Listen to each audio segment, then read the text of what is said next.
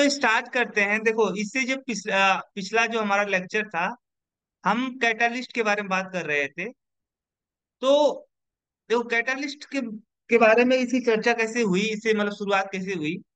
तो आप जानते हो, केमिकल काइनेटिक्स में हमने पढ़ रखा है कि किसी भी रिएक्शन का जो रेट होता है, किसी भी केमिकल रिएक्शन का जो रेट होता है, वह कुछ फैक्टर पे डिपेंड करता है। जैसे टेम्परेचर हो गया, प्रेशर हो गया, कंसंट्रेशन हो गया, और nature of reactant, nature of reactant, ठीक है, surface area of reactant, surface area of reactant, ठीक है, साथ ही साथ आपका प्रेजेंस ऑफ लाइट। तो इन सारे फैक्टर पे किसी भी केमिकल रिएक्शन का रेट क्या होता है, डिपेंड करता है। तो बर्जीलियस ने क्या किया था, बर्जीलियस ने ये ऑब्जर्व किया कि यस। कुछ एक्सटर्नल सबस्टांस की प्रेजेंस में रिएक्शन का जो रेट था ना, वो बढ़ गया। ठीक है। तो बर्जीलियस ने क्या देखा था, बर्जीलियस ने देखा था कि कुछ केमिकल सबस्टांस के प्रेजेंस में, कुछ स्पेशल केमिकल सबस्टांस के प्रेजेंस में रिएक्शन का रेट क्या हो गया था, बढ़ गया था। तो इन्होंने इस फिनोमेना को, जिसमें किसी एक्सटर्नल सबस्टांस के प्रेजेंस में रिएक्शन का रेट बढ़ जा रहा था, इस घटना को उन्होंने कहा कैटालिसिस। क्या बोला? कैटालिसिस। कैटालिसिस क्या होता है? तो catalysis, catalysis is a phenomena in which, in the presence of external substance, the rate of a chemical reaction increases. ठीक है। तो कैटालिसिस क्या होता है? कैटालिसिस एक फेनोमेना होता है जिसमें एक्सटर्नल सबस्टांस के प्रेजेंस में रिएक्शन का रेट बढ़ जाता है। ठीक है। और जिस सबस्टांस हम्म। के प्रेजेंस के होने के कारण से रिएक्शन का रेट बढ़ जाता है, ऐसे सबस्टांस को बोलते हो आप क्या? कैटलिस्ट। कैटालिस्ट। कैटलिस्ट। सही पकड़े, कैटालिस्ट। जिस सबस्टांस के प्रेजेंस के होने के कारण से रिएक्शन का रेट बढ़ जाता है, उस सबस्टांस को बोलते हो कैटालिस्ट। और ये जो घटना होती है जिसमें हम्म। एक्सटर्नल सबस्टांस के प्रेजेंस होने के कारण से रिएक्शन का रेट बढ़ जाता है, इसे बोलते हो कैटालिसिस। ठीक है। जैसे अगर आप बात करोगे, यस सर। जैसे अगर आप बात करते हो पोटेशियम क्लोरेट के बारे में, तो पोटेशियम क्लोरेट को अगर हीट करते हो, तो पोटेशियम क्लोरेट का डिकम्पोज हो जाता है, और डिकम्पोज होकर के क्या देता है, ऑक्सीजन गैस प्रोड्यूस करता है। ठीक है। तो ये प्रोडक्ट बनेगा जब आप पोटेशियम क्लोरेट को हीट करोगे। बट ये इसका जो डिकम्पोजिशन रिएक्शन है ना, ये रिएक्शन का जो रेट होता है वह स्लो होता है। मतलब कहने का ये है कि अगर सिंपली पोटेशियम क्लोरेट को हीट करोगे तो ये डिकम्पोज होगा और ऑक्सीजन गैस यस प्रोड्यूस होगा, लेकिन जो इसके डिकम्पोजिशन की दर है, जिस स्पीड के साथ में ये पोटेशियम क्लोरेट हाँ। डिकम्पोज होता है, वह स्लो होता है। लेकिन अगर हम क्या करें, पोटेशियम क्लोराइड को हीट करें, लेकिन अगर हम यहाँ पे एक मैग्नीज ऑक्साइड होता है, तो मैग्नीज ऑक्साइड के वजह में अगर हम क्या करें, इस पोटेशियम क्लोराइड को हीट करें, तो डिकम्पोजिशन तो यहाँ पर भी होगा, लेकिन इसका जो रेट होगा इस रिएक्शन का, वो बढ़ जाएगा। यानी तेजी से क्या होगा, वो पोटेशियम फास्ट हो क्लोराइड जाएगा। हाँ। टूटेगा तेजी से। अभी स्लो टूट रहा था। हाँ। ठीक है। अभी कम इसके मालिक, एक हाँ। सेकंड के अंदर इसके कम मालिक्यूल डिसोसिएट हो रहे थे, डिकम्पोज हो रहे थे। लेकिन जैसे हाँ। ही आप क्या करोगे, हम्म। पोटेशियम क्लोराइड को हीट करोगे, अब देखो, ये अगर हाँ। यहाँ पे अगर मैं बात करूं, पोटेशियम क्लोराइड डिकम्पोज होता है एट 360 सेल्सियस। ठीक है, 360 डिग्री सेल्सियस टेम्परेचर देना पड़ता है। इतने टेम्परेचर पे अगर आप हीट करते हो तो पोटेशियम क्लोराइड डिकम्पोज होता है। और ये जो डिकम्पोज होता है ना, हाँ। तो इसका जो रेट होता है, जिस स्पीड के साथ ये डिकम्पोज होता है, वह स्पीड कम होती है। मतलब हाँ। धीरे धीरे करके क्या होता है, पोटेशियम क्लोराइड टूटता है। लेकिन अगर हम क्या करें, अगर यहाँ पे हम इस रिएक्शन पोटेशियम क्लोराइड के को हम क्या कर दें, हीट करें in the presence of powdered magnesium oxide, और इसे हम हीट करें, हम्म। तो देखो इसके हीट कर, देखो पहले 360 डिग्री सेल्सियस पे ये डिकम्पोज हो रहा था, और इस सबस्टांस के प्रेजेंस हाँ। होने के नाते से पहली नंबर तो इसका जो रिएक्शन का रेट है वो बढ़ जाएगा। दूसरी बात, जो टेम्परेचर है ना, लो टेम्परेचर पे भी क्या हो जाएगा, हाँ। डिकम्पोज होने लगेगा। तो इसको यस सर। आप यहाँ पे 250 डिग्री सेल्सियस पर अगर हीट करोगे तो भी ये क्या हो जाएगा, हाँ डिकम्पोज हो जाएगा। यानी देखो यहाँ पे रिएक्शन को कराने के लिए हमें बहुत ज्यादा टेम्परेचर नहीं देना पड़ रहा है। शुरुआत की तुलना में, इनिशियली की हाँ तुलना में, जब ये मैग्नीज ऑक्साइड प्रेजेंट नहीं था, तब तो आप 360 डिग्री सेल्सियस से आपको हीट करना पड़ रहा था, तब ये डिकम्पोज हो रहा था। लेकिन जैसे ही मैग्नीज ऑक्साइड के प्रेजेंस आपने ऐड कर दिया, उसका मतलब इस पोटेशियम क्लोरेट को आप हीट कर रहे हो in the presence of manganese dioxide, तो रिएक्शन के लिए जो डिकम्पोजिशन रिएक्शन करवाने के लिए जो टेम्परेचर देना पड़ रहा है, वो भी क्या देना पड़ रहा है, कम देना पड़ रहा है। यानी कम टेम्परेचर पर भी क्या हो जा रहा है, ये रिएक्शन, पोटेशियम जो रिएक्शन क्लोरेट है, फास्ट हो रहा है। हाँ, ये जो है हाँ डिकम्पोजिशन रिएक्शन है, इसका रिएक्शन का ये डिकम्पोज इजिली हो जा रहा है, लो टेम्परेचर पे ये भी ये डिकम्पोज हो जा रहा है। और ये टूटेगा तो प्रोडक्ट तो वही देगा जो प्रोडक्ट पहले हाँ मिला था, वही बाद में भी मिलेगा। बट क्या है, रिएक्शन का हाँ जो रेट होगा, वो रेट क्या होगा, हाँ इंक्रीज हो जाएगा, तेजी से सेपरेटली डिकम्पोज होगा। मिलेगा। ठीक है। बाद में ये भी देखा गया, यस सर। हाँ इन दी लेटर बाद में देखा गया कि ऐसा नहीं है कि केवल इस मतलब जो एक्सटर्नल सबस्टांस थे जिनके वजह में रिएक्शन का रेट बढ़ जा रहा था, हाँ ऐसा नहीं है कि एक्सटर्नल सबस्टांस के वजह हाँ में केवल रिएक्शन का रेट बढ़ेगा ही, कभी कभी क्या होता है, घट भी जाता है। ठीक है। तो in the latter it is observe that it is observe that rate of reaction rate of reaction also decreases, घट भी जाता है। ऐसा नहीं कि हमेशा बढ़ता ही है, रिएक्शन का रेट हमेशा बढ़ता ही है। एक्सटर्नल कैटलिस्ट के प्रेजेंस में रिएक्शन का रेट केवल बढ़ जाता है, कभी कभी क्या होता है, घट भी जाता है। It is observe that rate of वो भी रिएक्शन जाता है। Decreases also decreases in the presence of, हाँ तो वो नेगेटिव हो गया। जब बढ़ेगा तो वो पॉजिटिव होगा और घटेगा तो नेगेटिव होगा ना। हाँ हाँ हाँ, decreases in the presence of some external substance. ऐसा नहीं हम्म। है कि केवल एक्सटर्नल सबस्टांस के प्रेजेंस में रिएक्शन का रेट बढ़ता ही, कभी कभी एक्सटर्नल सबस्टांस रिएक्शन का रेट घटता है। घटा भी देते हैं। तो ऐसे एक्सटर्नल हम्म, सबस्टांस जो रिएक्शन के रेट को घटा देते हैं, वो भी कैटालिस्ट का ही काम करते हैं। ठीक है।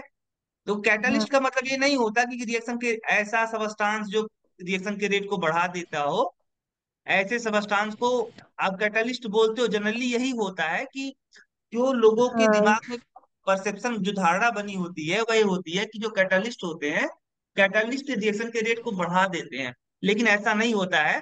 कैटालिस्ट क्या होते हैं, अब यहाँ पे देखो, पहली बात देखो, हमने जब यहाँ पे इसका डिफिनीशन बर्जीलियस ने दिया था, तो उन्होंने देखा था कि कुछ एक्सटर्नल सबस्टांस के प्रेजेंस में रिएक्शन का रेट बढ़ जा रहा था, और इस हाँ घटना को उन्होंने कैटालिसिस बोला। और जो जिस सबस्टांस हाँ के प्रेजेंस में रिएक्शन का रेट बढ़ गया, उसको बोला कैटालिस्ट। ठीक है। हम्म, कैटालिस्ट बोला हाँ था। यस लेकिन सर। बाद में देखा गया कि एक्सटर्नल सबस्टांस के वजह में रिएक्शन का रेट घट भी सकता है।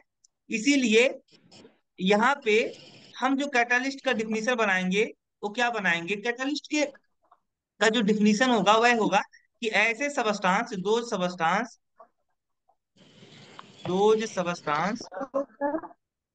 Which change the rate of reaction but reaction. But it remain remains unaffected unaffected means इसका जो कंपोजिशन है, हाँ composition of quantity will will be same initially and after the reaction after the reaction.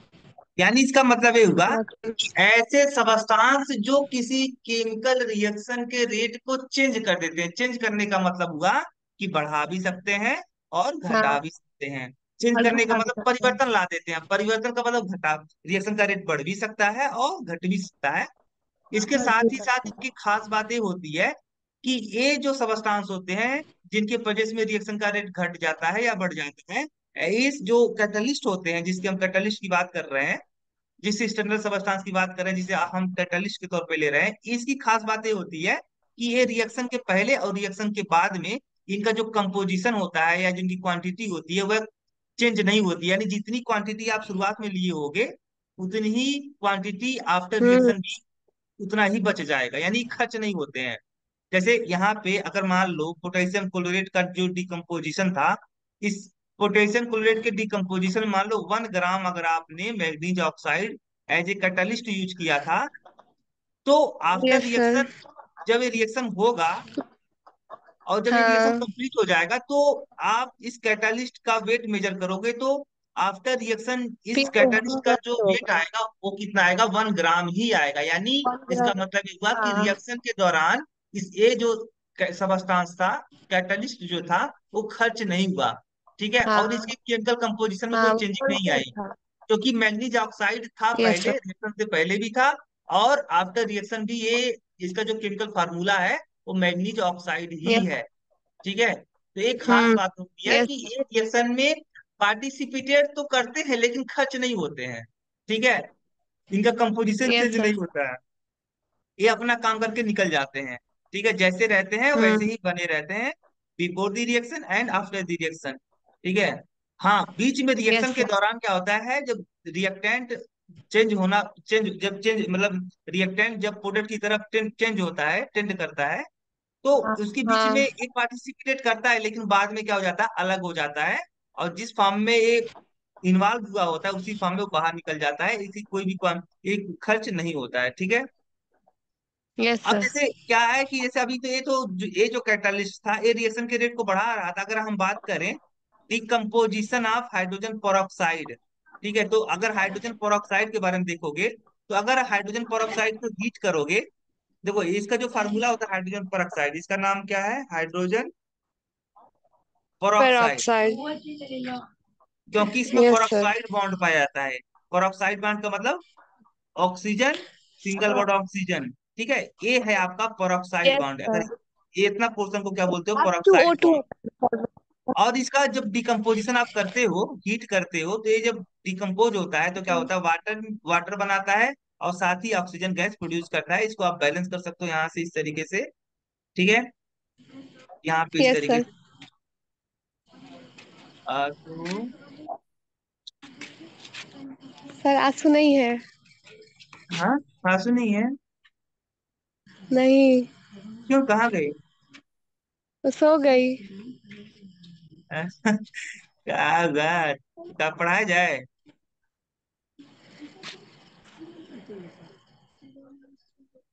रुको अभी चलने दो थोड़ा, 10 minute. देखो, यस।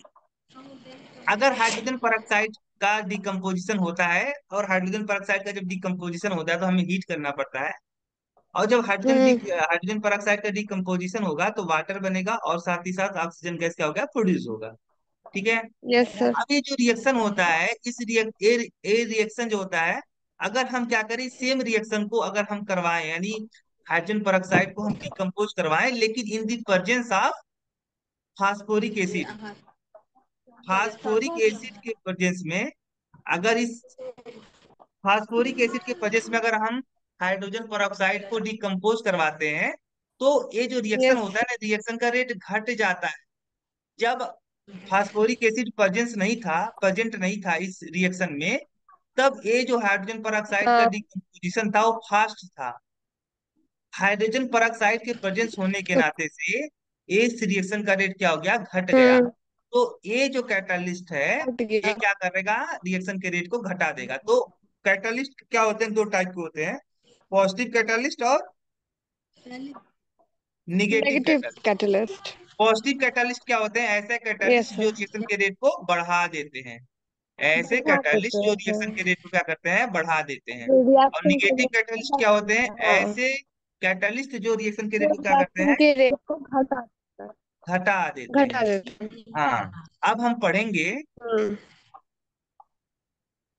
हमारा जो नेक्स्ट टॉपिक है वो है classification of yes. Catalyst, classification of of catalyst. Catalyst, classification of catalysis, catalysis classification of catalyst. Catalysis. तो कैटलिस्ट और कैटालिसिस में डिफरेंस है, ये बात तो समझ ही गए होगे। है ना। Yes sir. हाँ। कैटालिसिस क्या होता है? कैटालिसिस एक ऐसा घटना है, ऐसा फिनोमेना है जिसमें रिएक्शन का जो रिएक्शन एक्सटर्नल सबस्टांस के प्रेजेंस होने के कारण से रिएक्शन का रेट क्या होता है? चेंज हो जाता है।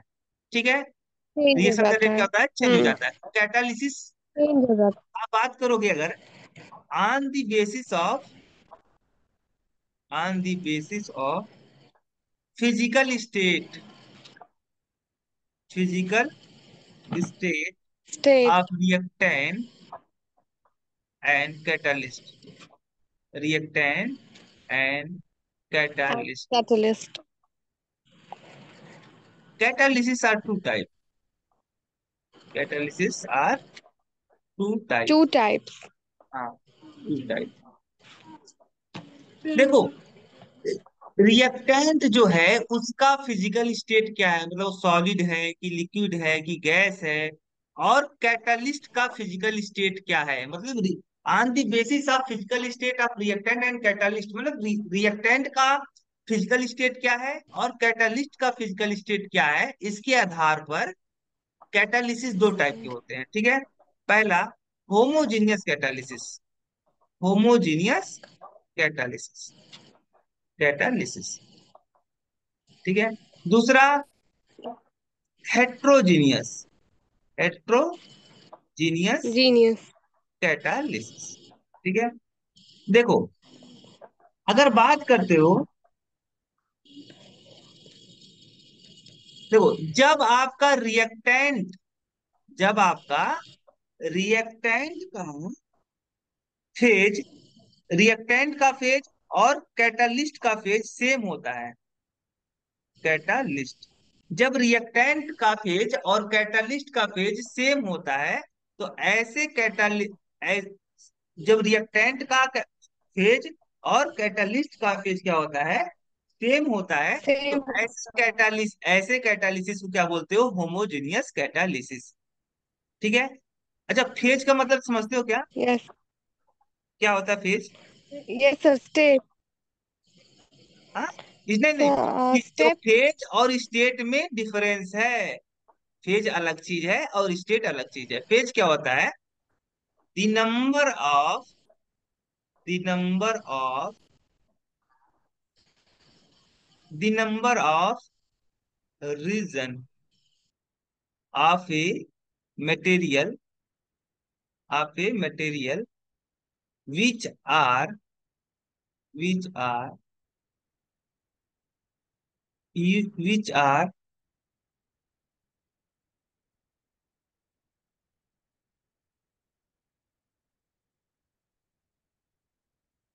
Material which are chemically uniform chemically uniform chemically uniform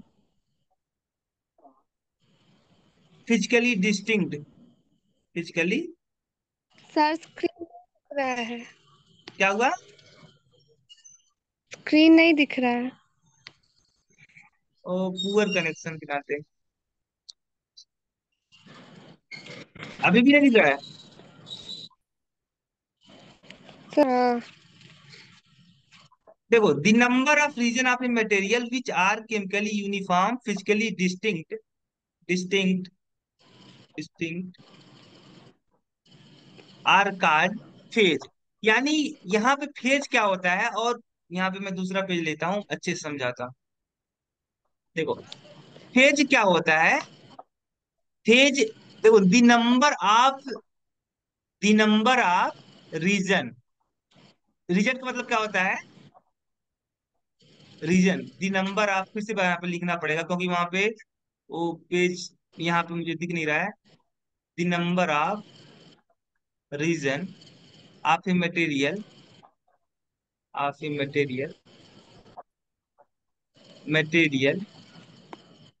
which are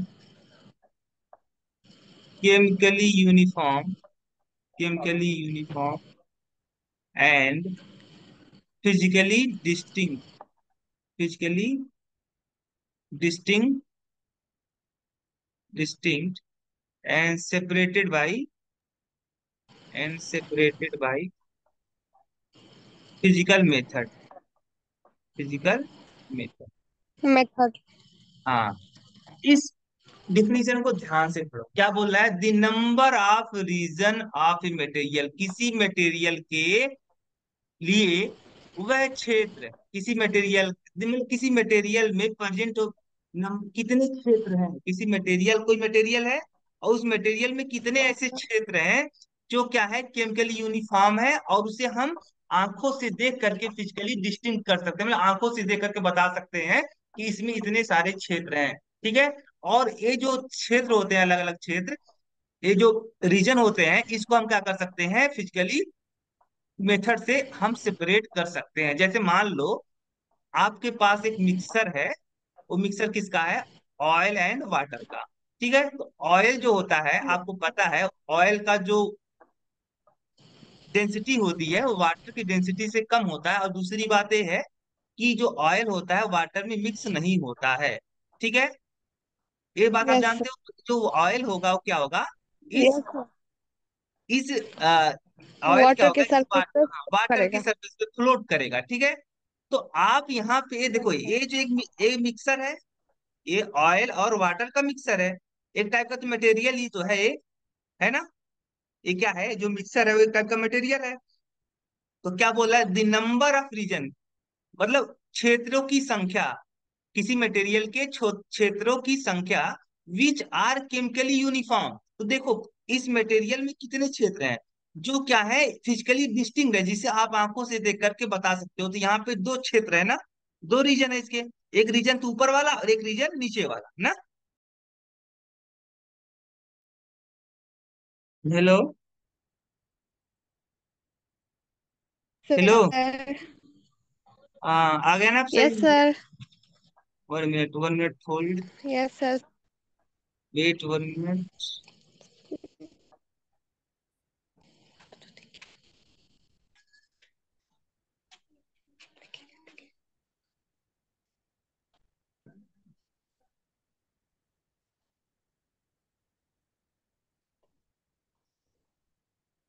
दिख रहा है screen. Yes sir. Okay, start करते हैं। देखो, हमने क्या बताया था, फिर से वहां से चला गया वो। तो हमने बताया था किसी मटेरियल के लिए वह नंबर, मतलब किसी मटेरियल के लिए कितने क्षेत्र ऐसे हैं जो क्या है, जिसे हम आंखों से देख करके उसमें विभेद कर सकते हैं, उसको बता सकते हैं कि ये अलग चीज है और ये क्या है, अलग चीज है। और उसे हम फिजिकली मेथड से सेपरेट भी कर सकते हैं। तो जैसे मान लो वाटर और ऑयल का एक मिक्सर है। ठीक है। ये है आपका ऑयल, जो क्या करेगा, वाटर के ऊपर फ्लोट करेगा, क्योंकि जो ऑयल होता है उसकी डेंसिटी कम होती है इन कंपेयर टू वाटर, और एक दूसरे में मिक्सिबल नहीं होते हैं। ऑयल वाटर के साथ मिक्स नहीं होता है। तो यहाँ पे जो हमने लिखा था, the number of region of a material which are chemically uniform and physically distinct can be separated by physical method. तो यहाँ पे इस ये देखो, ये क्या है, एक मिक्सर है, किसका मिक्सर है, ऑयल एंड वाटर का, ऑयल एंड वाटर का। तो ये जो मटेरियल है, इस मटेरियल में कितने क्षेत्र ऐसे हैं जिसको आप देख करके क्या कर सकते हो, विभेद कर सकते हो, मैंने उसमें डिफरेंशिएट कर सकते हो। तो यहाँ पे मुझे तो ये वाटर है और ये ऑयल है, तो मुझे तो दो यहाँ पे ऐसे क्षेत्र दिखाई पड़ रहे हैं इस मटेरियल में, जो क्या है, जिसे हम आंखों से देखकर विभेद कर सकते हैं। आप आंखों से देख करके बता सकते हो ना कि ये वाटर है और ये क्या है, ऑयल है ना। Yes yes sir. तो यहाँ पे कितने ऐसे क्षेत्र हैं, इस मटेरियल के लिए कितने क्षेत्र हैं, ऐसे कितने रीजन है जिसे देख करके आप विभेद कर पा रहे हो, दो। और क्या ऑयल और वाटर को फिजिकल मेथड से दो। सेपरेट नहीं कर सकते क्या, कर सकते हो ना, कर सकते हो ना। Yes sir. हाँ, वाटर और ऑयल को आप क्या कर सकते हो, फिजिकल मेथड से सेपरेट कर सकते हो। इसीलिए ये जो सिस्टम है आपका, मिक्सर है, इस मिक्सर में कितने फेज होंगे, तो आप बोलोगे कि दो फेज होंगे, कितने फेज होंगे, दो। अब आप देखो, दो। ये वाटर जो था, वाटर लिक्विड स्टेट में था, और ऑयल क्या था, लिक्विड स्टेट में था। दोनों जो फिजिकल स्टेट था वो सेम था, फेज क्या था उनका, अलग अलग वो था ना। यहाँ पे फेज कितने आए, फेज अलग अलग दो। दो आए। क्यों आए दो, क्योंकि दोनों क्या थे, एक दूसरे में इनविजिबल थे। और ये जो पूरा मिक्सर बना था, इस मिक्सर में दो रीजन हमको ऐसे मिल रहे थे जो हम आंखों से देख करके विभेद कर सकते थे। अब मान लो अगर सपोज दैट इसी मिक्सर में अगर हम क्या करें, अल्कोहल भी क्या कर दें, ऐड कर दें, क्या ऐड कर दें, मिक्स एल्कोहल। अल्कोहल। तो देखो, ये जो ऑयल होगा, ये ऑयल क्या करेगा, वाटर को और अल्कोहल को सेपरेट करने का काम करेगा।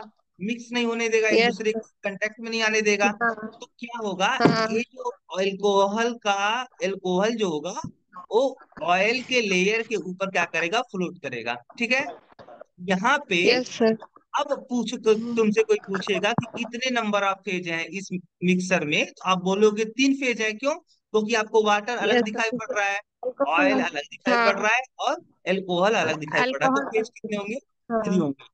ठीक। होमोजीनियस कैटालिसिस की, तो होमोजीनियस मैंने बताया था ऐसा, जब आपके रिएक्टेंट जब आपके रिएक्टेंट और कैटालिस्ट दोनों का फेज सेम होता है, both has same phase, both has same phase, तब इस टाइप के कैटालिसिस को क्या बोलते हो आप, होमोजीनियस कैटालिसिस।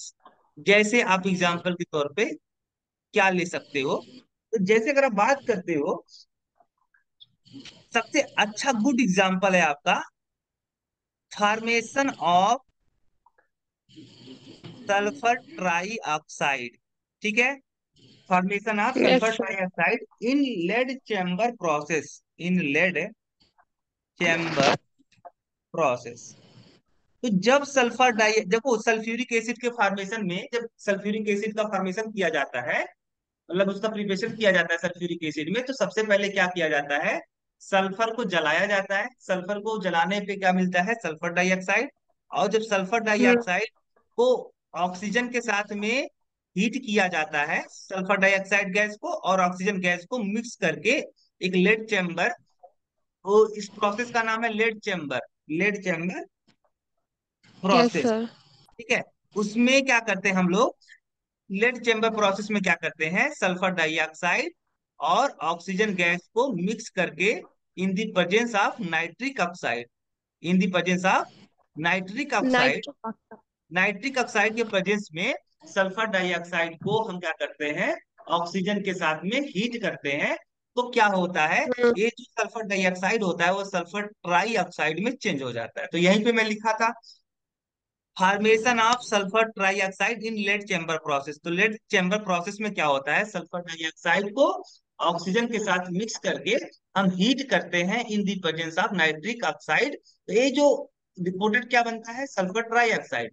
तो यहाँ पे जो आपका नाइट्रिक ऑक्साइड है, ये नाइट्रिक ऑक्साइड आपका कैटालिस्ट का काम करता है। किसका काम करता है, कैटलिस्ट का काम करता है। ये कैटलिस्ट। रिएक्शन फास्ट हो जाता है, जल्दी जल्दी क्या यस होता है, मतलब फास्ट।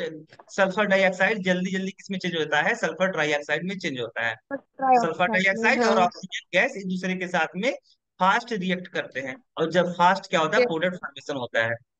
तो यहाँ पे यस आप सर। अगर देखोगे सल्फर डाइऑक्साइड गैस किस स्टेट में है, गैसियस स्टेट में। ऑक्सीजन किस यस स्टेट सर। में है, गैसियस स्टेट में। और नाइट्रिक ऑक्साइड क्या है, गैसियस स्टेट में। तो यहाँ पे आप जानते हो कि गैसों का जो मिक्सर होता है वह क्या, गैसों का जो मिक्सर होता है वो कैसा होता है, होमोजीनियस मिक्सर होता है। कैसा यस होता है, सर। Homogeneous mixer. होमोजीनियस। और होमोजीनियस मिक्सर का मतलब क्या हुआ, कि केवल आपको एक एक ही फेज दिखाई पड़ेगा। ठीक है, केवल कितने फेज होंगे, यस। एक ही फेज वन होंगे। जैसे फेज। मान लो वाटर में आपने क्या ऐड कर दिया, साल्ट ऐड कर दिया, तो साल्ट तो डिजॉल्व हो जाएगा, साल्ट डिसअपियर हो हाँ। जाएगा, तो आपको केवल एक हाँ। फेज दिखाई पड़ेगा, एक ही लिक्विड। फेज दिखेगा तो केवल हाँ। वाटर दिखाई पड़ेगा। लिक्विड। उस वहां हाँ। पे जो मिक्सर बनता है वो होमोजेनियस मिक्सर बनता है, और वहां पे जो फेज होता है वो कितना वन होता है, क्योंकि गैस आपस में वन। मिसिबल होते हैं। इसलिए ये जो कैटालिसिस, ये जो फेनोमेना है, ये फेनोमेना किस टाइप का कहलाएगा, होमोजीनियस कैटालिसिस। क्योंकि इसमें रिएक्टेंट और कैटालिस्ट दोनों का जो फेज था वो कितना था, इस पूरे कैटालिसिस के मतलब इस पूरे रिएक्शन में रिएक्टेंट और कैटालिस्ट और जो प्रोडक्ट बन रहा है, वो प्रोडक्ट की बात नहीं कर रहे हैं हम, प्रोडक्ट को छोड़ ही दो। तो यहाँ पे आपका रिएक्टेंट और कैटलिस्ट दोनों का फेज क्या था, सेम था। यहाँ पे इस पूरे रिएक्शन मिक्सर के लिए क्या फेज कितना आएगा, 1 आएगा। ठीक है। Yes sir. अगर आप बात करते हो दूसरा एग्जांपल, जो होमोजीनियस कैटालिसिस का एग्जांपल होगा, वह होगा आपका decomposition of acetaldehyde. Decomposition of acetaldehyde. Acetaldehyde. तो एसिटल्डिहाइड को अगर आप डिकम्पोज करवाते हो, तो उसके लिए क्या करना पड़ेगा आपको, एसिटल्डिहाइड CH3CHO। ठीक है। एसिटल्डिहाइड के वेपर को अगर आप क्या करते हो, आयोडीन वेपर के परजेस में अगर हीट करते हो, तो एक क्या होता है, डिकम्पोज होता है, और डिकम्पोज होकर क्या देता है, मीथेन गैस। क्या देता है, मीथेन गैस देता है। मिथिंग। हाँ, मीथेन गैस देता है। और साथ ही साथ कार्बन मोनोऑक्साइड गैस का फॉर्मेशन भी होता है। ठीक है। तो आप देख यस। सकते हो, हाँ। ये जो आपका मीथेन गैस था, सॉरी एसिटल्डिहाइड का वेपर था, एक वेपर था। हाँ। ये जो एसिटल्डिहाइड था किस स्टेट में था, वेपर स्टेट में था। और आयोडीन किस स्टेट में था, हाँ। वेपर स्टेट में। यानी जो रिएक्टेंट है, रिएक्टेंट का हाँ। स्टेट है वेपर, और आयोडीन का वैपर। आयोडीन का स्टेट कैसा है, वेपर। तो वेपर वेपर आपस में मिक्स हो वैपर। जाते हैं, और एक एक दूसरे में हाँ। मिक्स होते हैं। और ये जो पूरा आपका जो ये आपका जो रिएक्शन मिक्सर होगा, इस रिएक्शन मिक्सर में केवल आपको एक ही फेज दिखाई पड़ेगा, वेपर। ठीक है। आप ये डिफरेंशिएट नहीं कर पाओगे कि ये आपका एसिटल्डिहाइड है, एसिटल्डिहाइड का वेपर